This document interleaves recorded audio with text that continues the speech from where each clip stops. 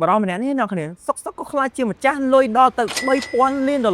ដោយមិនបាច់ធ្វើអីមានឆ្ងល់អត់មកចាំនិយាយពីបារម្ភម្នាក់ហ្នឹងតែក្នុងទីក្រុងតូចមួយរដ្ឋចជាមានបារម្ភម្នាក់មានឈ្មោះថា Jimmy Chong គាត់មានអាយុ22ឆ្នាំដែលគាត់កំពុងតែសិក្សាផ្នែក Computer Science Jimmy គាត់ជាមនុស្សស្ងប់ស្ងាត់និយាយទៅគឺគាត់ជាមនុស្សសាមញ្ញប៉ុន្តែគាត់មានបញ្ហាធំមួយគឺគាត់ណាអត់ដែលមានមិត្តភក្តិពីមុនមកទេសូម្បីតែមនុស្សដែលស្គាល់គាត់ក៏អត់ចង់រាប់អានគាត់ដែរឥឡូវហ្នឹងគាត់ចាប់ផ្ដើមចាប់អារម្មណ៍តាក់ទងជាមួយនឹងរូបិយប័ណ្ណថ្មីមួយដែលគេហៅថា Bitcoin នៅឆ្នាំ2012ហ្នឹងគឺ Bitcoin អត់ទាន់ល្បីដូចសប្តាហ៍ថ្ងៃទេមានតែអ្នកបច្ចេកទេសនិងអ្នកនៅក្នុង dark web ប្រហែលអ្នកប៉ុណ្ណោះJimmy យើងហ្នឹងគឺគាត់ចូលចិត្តរបស់អីដែលថ្មីអញ្ចឹងទៅក៏គាត់បានសម្រេចចិត្តថាបង្កើត account គណនីមួយក្នុង dark web និងបានដាក់លុយចូលនៅក្នុង website មួយដែលមានឈ្មោះថា Zero ហើយ website Zero ហ្នឹងគឺជា website មួយនៅក្នុង dark web ដែលតែងតែលក់របស់ដែលខុសច្បាប់ដូចជាសារធាតុញៀនអាវុធប៉ុន្តែថ្ងៃមួយ Jimmy យើងគឺគាត់ចង់ដកលេខចេញពី website ហ្នឹងគឺគាត់បានចុចប៊ូតុង withdraw ហើយគាត់ក៏ច្រឡំដៃចុចប៊ូតុងហ្នឹងគឺ2ដងវាផ្ទួនគ្នាចៃដន្យអីគឺលុយដែលបានមកវិញហ្នឹងគឺទួន2ដងដូចគ្នាJimmyគាត់ហ្នឹងគឺគាត់ស្ទាក់ទៅខ្លាំងតែគាត់គិតថាប្រហែលជាបកឬក៏កលិចអីហើយបានវាមកទួន2ដងអញ្ចឹងទៅក៏គាត់សម្រេចចិត្តថាសាក់លបងម្ដងទៀតហើយគាត់ហ្នឹងបានដាក់ Bitcoin ចូលរួចក៏បកមកវិញដែលគាត់ដាក់ឲ្យដកចំនួន2ដងថែមទៀតហើយក៏បានលុយទួនមកវិញមែនវាពិតជាដំណើរការមែនចាប់តាំងពីថ្ងៃហ្នឹងមក Jimmy ខ្លាចជាអ្នកហិចមួយនៅក្នុង website Zero ដែលគ្មានអ្នកណាគេដឹងទេដោយគាត់បានបង្កើតគណនីខ្លាំងៗជាច្រើនដើម្បីដាក់ដកដើម្បីយកលុយផ្ទួននៅក្នុងរយៈពេលតែប្រហែលថ្ងៃប៉ុណ្ណោះ Jimmy ក៏បានខ្លាចជាម្ចាស់ Bitcoin ដល់ទៅ$50000 Bitcoin នៅពេលនោះតម្លៃ Bitcoin គឺមួយកាក់ត្រឹមតែ$12តែប៉ុណ្ណោះដូច្នេះលុយដែលគាត់បានទាំងអស់មកគឺសរុបទៅគឺ$60000និងព្រមទាំងចាប់ផ្ដើមទៅមកទៅ club ទៅអីបន្ទាប់មកគាត់ចេញលុយភេស្រាភេអីដើម្បីរាប់អានមិត្តភក្តិដែលគាត់បានចំណាយលុយទាំងអស់ហ្នឹងទៅជួលបន្ទប់ពិនិត្យទិញកាអាគូស៊ីទិញឡាន Tesla ប្រើរបស់ល្បីហើយព្រមទាំងទិញផ្ទះមួយនៅមាត់បឹងថែមទៀតហើយសំខាន់ផ្ទះរបស់គាត់ហ្នឹងគឺលយណាស់អ្នកគ្នាគឺមានស្រាគ្រប់ប្រភេទមានបារផ្ទាល់ខ្លួនមានក្លឹបផ្ទាល់ខ្លួននិយាយទៅជីវិតរបស់គាត់ពេលនេះគឺចាប់ផ្ដើមសប្បាយឬក៏លេងឯកោទៀតហើយគឺគ្រប់គ្នាដែលស្គាល់គាត់ចាប់ផ្ដើមចាប់អារម្មណ៍និងចង់រាប់អានគាត់គ្រប់គ្នាជីវិតរបស់ Jimmy ចាប់ពីពេលហ្នឹងមកគឺគាត់ភីងតែម្ដងដល់ Jimmy យើងគឺគាត់ចំណាយលុយមិនបាច់ចាំស្អែកទេដោយសារតែ Bitcoin ឥឡូវហ្នឹងគឺវាកាន់តែឡើងថ្លៃទៅចាប់ពី$2ឡើងទៅ$10 $100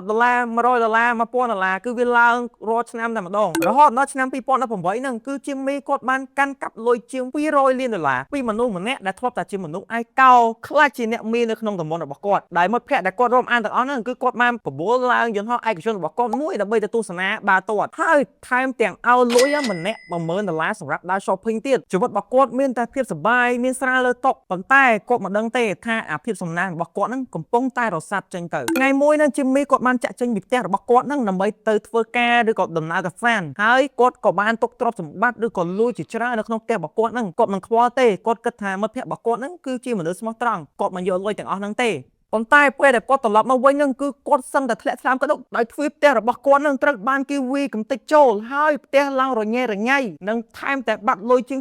$40000អ្វីដែលកាន់តែឈឺចាប់ទៀតនោះអ្នកគ្នាគឺ150 Bitcoin របស់គាត់ត្រូវបានគេលួចយកទៅបាត់ដល់តម្លៃ Bitcoin ពេលនោះមួយកាក់វាស្មើនឹង$6000មានន័យថាក្នុងតែមួយយប់ទេគឺគាត់បានបាត់បង់ប្រាក់ជាង$90000ដោយ Jimmy យើងក៏បានហៅប៉ូលីសមកភ្លាមនិងបានរាយការណ៍ទៅកាន់ប៉ូលីសប្រាប់ពីហេតុការណ៍ទាំងអស់គាត់ក៏បានរាយរាប់ពីវត្ថុដែលគាត់បានបាត់ប្រហែលសប្តាហ៍ក្រោយមកករណីនេះគឺប៉ូលីសគាត់ទុកចោលជាអាសាបង់គឺគ្មានជនសង្ស័យដែល Jimmy យើងនឹងគឺជាមនុស្សដែលតស៊ូគាត់មិនបោះបង់អាការដែលបាត់ប្រាក់គាត់ទៅទេឡើយគាត់ក៏បានសម្រេចចិត្តទៅជួលអ្នកស៊ើបឯកជនម្នាក់ដែលមានឈ្មោះថា Sarah ហើយអ្នកស្រី Sarah របស់យើងនឹងគឺគាត់ជាមនុស្សម្នាក់ដែលបកកែស៊ើបខ្លាំងមែនដែលតាក់ទងជាមួយនឹងអាចោលឆក់ចោលប្លន់អីហ្នឹងហើយវាក៏បានផលមែនដែល Sarah របស់យើងនឹងគឺចាប់អារម្មណ៍លើមិត្តភក្តិចាស់របស់ Jimmy ម្នាក់ដែលក្នុង Facebook របស់គាត់ហ្នឹងគឺគាត់បានផុសឡានថ្មីអីវ៉ាន់ថ្មីរកសម្ភារៈទំនើបថ្មីជាច្រើនដែលបន្ទាប់ពីហេតុការណ៍នេះបានកើតឡើងហើយសារ៉ាយើងនឹងក៏បានទៅរាយការណ៍ប្រាប់ពីហេតុការណ៍ដែលគាត់តាមដានទាំងអស់ហ្នឹងទៅកាន់ Jimmy ប៉ុន្តែ Jimmy របស់យើងនឹងគ្រាន់តែលឺរឿងហ្នឹងភ្លាមគឺគាត់អត់ជឿទេគាត់ថាមិនអាចទេមិត្តភក្តិរបស់គាត់ជាមនុស្សស្មោះត្រង់ខ្ញុំជឿជាក់លើពួកគាត់នៅពេលនោះសារ៉ាក៏ដឹងថា Jimmy របស់យើងនឹងប្រកាសជាមិត្តភក្តិជិតស្និទ្ធរបស់គាត់បោកហើយអញ្ចឹងគាត់និយាយមិនក៏គាត់អត់ជឿដែរអញ្ចឹងសារ៉ារបស់យើងនឹងក៏សម្រេចចិត្តថាចាក់ចេញពីករណីនេះ ដោយទុកឲ្យJimmy មានការងើយឆ្ងល់តែម្នាក់ឯងចឹងទៅហើយដូចគ្នានោះគឺអាជ្ញាធរ IRS Criminal Investigation Unit ហ្នឹងក៏បានចាប់ផ្ដើមរើសរើឬក៏ស្រាវជ្រាវតាក់ទងបាត់ Bitcoin ចេញពី website Zero ហ្នឹងពួកគេក៏ចាប់ផ្ដើមតាមដានទិន្នន័យមួយក៏បានចាប់អារម្មណ៍ថាមានករណីដែលមិនស្គាល់អត្តសញ្ញាណមួយគឺបាន transaction ជាង 50,000 Bitcoin ទៅករណីផ្ទាល់ខ្លួនមួយទៀតដែលគេមិនស្គាល់ពីអត្តសញ្ញាណថ្ងៃមួយណា Jimmy ក៏គាត់បានផ្ទេរប្រាក់តិចតួចមួយគឺប្រហែលជា$800ទៅកាន់ exchange មួយនោះពេលនោះគឺគាត់បានបញ្ចូលព័ត៌មានផ្ទាល់ខ្លួនរបស់គាត់ហ្នឹងគឺឈ្មោះរបស់គាត់ពិតនិងអាស័យដ្ឋានរបស់គាត់រស់នៅហ្នឹងចូលទៅក្នុង website មួយហ្នឹងបញ្ហាទាំងអស់ហ្នឹងក៏វាបានមកដល់ហើយអាជ្ញាធរ IRS ហ្នឹងក៏ចាប់ផ្ដើមចាប់អារម្មណ៍ភ្លាមនិងបានតាមដានឈ្មោះរបស់គាត់នោះមានន័យថាគឺ Jimmy Song របស់យើងហ្នឹងឯងគឺជាអ្នកដែលលួចចេញពី website Zero នៅឆ្នាំ2012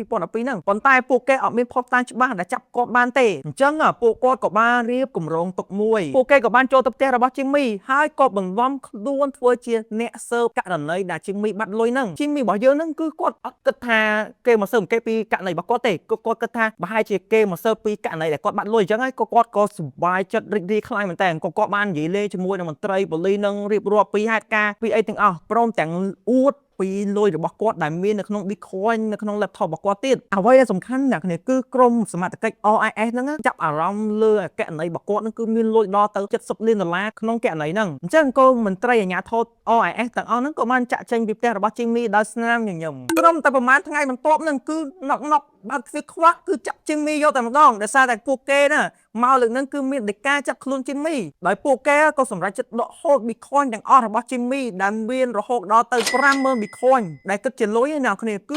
$3.36 លានអូច្រើនមែនតើនៅថ្ងៃឡើងតុលាការក៏បានមកដល់ហ្នឹងតុលាការក៏គាត់បានសម្រេចចិត្តថាឲ្យ Jimmy របស់យើងហ្នឹងជាប់ទោសក្នុងពន្ធនាគាររយៈពេលត្រឹមតែ1ឆ្នាំតែប៉ុណ្ណោះដោយសារតែ Jimmy របស់យើងហ្នឹងគឺគាត់បានសារភាពគ្រប់ហេតុការណ៍ដែលកើតឡើងទាំងអស់